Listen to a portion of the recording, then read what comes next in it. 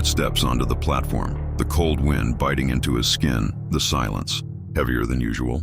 No late-night crowd, no distant sounds of conversations, only the faint flickering of a dying tube light overhead. He looks at his watch. His last train is gone, frustration settles. And he glances around, searching for anyone else. An old station master sits in a dimly lit booth, his wrinkled hands resting on the counter, his eyes fixed on Amit without blinking. Amit walks up to him, his voice firm yet impatient. "Uncle, is there another train to Kalyan?" The old man hesitates, his gaze turning wary. For a long moment before he finally speaks, "There is one, but you shouldn't take it." Amit frowns, his brows knitting together. "Why not?" The old man leans forward, his voice now just a whisper. "Train number 666. Whoever boards it never returns." The same. Amit scoffs, shaking his head. "Uncle, don't try to scare me with ghost stories." Sudden whistle cuts through the air, loud and eerie. A thick, unnatural fog rolls over. The platform. Amit turns towards the tracks, squinting through the mist. A train emerges. Its metal body rusted, its headlights flickering, the signboard above the engine glitching. The letters barely readable, but clear enough to send a chill down his spine. Train No. 666. Last stop, Kalyan. The train slows to a stop. The doors slide open, revealing nothing but darkness. Amit hesitates, his heart pounding, but he steps, and ignoring the weight of the old man's stare behind him. A deep chill washes over him as he enters. The air inside is thick, heavy with the scent of damp wood and something else. Something foul. Something decayed. His breath is uneven as he looks around. The seats are old, the walls stained with age. A few passengers sit motionless, their faces pale, their eyes staring straight ahead, unblinking, unseeing. Amit moves past them, his pulse quickening. He takes a seat near the window, his hands cold against his lap. He exhales slowly, trying to convince himself that it is just another train, just another late-night journey. The train jerks forward, picking up speed. Amit looks out of the window, expecting to see the city streets, the familiar lights of passing stations, but there is nothing, only darkness, thick and endless, swallowing everything. No buildings, no roads, no signs of life. His stomach tightens, his fingers clenching against the seat, his breathing sharp and shallow. Something is wrong, terribly wrong. She is sitting at the far end of the compartment, a woman in a black sari. Her long tangled hair covers her face, her hands folded. Neatly in her lap, she does not move, does not shift. Amit tries to ignore her, but his eyes keep drifting back. To her, something about her presence feels unnatural. The lights overhead flicker once for a second, maybe less. The train is plunged into momentary darkness, and in that instant, he sees her face. His chest tightens, a hollow void where her features should be. No eyes, no mouth, just pure darkness staring back at him. His breath catches, his fingers dig into the fabric of his seat, his heart hammering in his chest. What was that?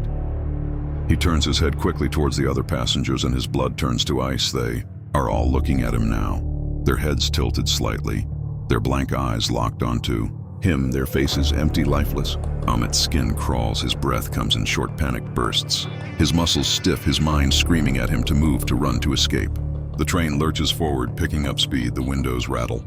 The air grows colder. A door at the far end of the compartment creaks open, a slow, unsettling sound. A wind rushes in, bringing with it a whisper. Amit, Amit, Amit. His name carried through the air like a breath against his ear. His entire body tenses. He spins around. The woman in black is gone, but something else is there, standing in the dim, flickering light. A figure tall, distorted its form, shifting its fingers, unnaturally long, stretching, reaching for him. Amit stumbles back, his breathing ragged, his chest tightening. He has to get out of here. He has to escape. His feet move before his mind can catch up. He runs through the aisle, his pulse hammering in his ears, reaching the front of the train. He shoves the door open, his breath coming in harsh gasps, and then he freezes. The driver's seat is empty. The controls flicker, but there is no one here. The train is moving on its own. His hands tremble. His mind struggles to make sense of it. This isn't real. This can't be real. A cold breath brushes against the back of his neck. Amid a voice whispers his name softly, slowly. His entire body seizes up, his hands clenching into fists. He turns around, his heart nearly bursting out of his chest, but there is nothing there. A violent jolt sends him stumbling backward. The train screeches to a halt. The doors slide open. Amit's breath is ragged as he steps out onto the platform. He looks around, his stomach dropping in terror. He is back at the same station, but it is different. Dust covers the benches, cobwebs hang from the ceiling. Everything looks abandoned, untouched for years. The clock above the platform does not move its hands, stuck at 3:33 a.m., the exact time he had boarded. Amit swallows hard, his throat dry, his pulse erratic. This isn't possible, this isn't real.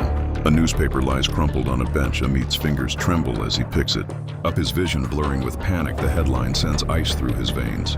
Mystery of train 666 continues. Another passenger.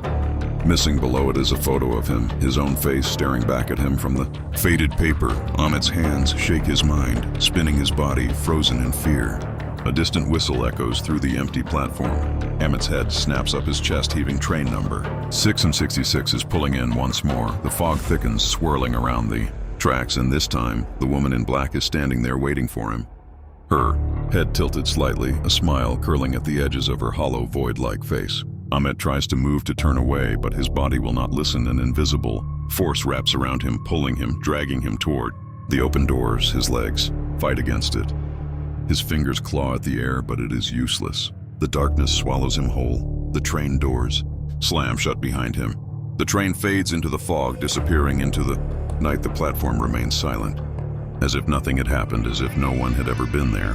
The morning sun rises over the city. The station master sits in his booth, sipping his tea, his tired eyes scanning the platform. A young man rushes in, breathless, his voice hurried. Uncle is there. Another train to Kalyan. The old man looks up at him, his expression unreadable, his voice quiet. There is one, but you shouldn't take it. Far in the distance, the whistle of train number 666 echoes once again.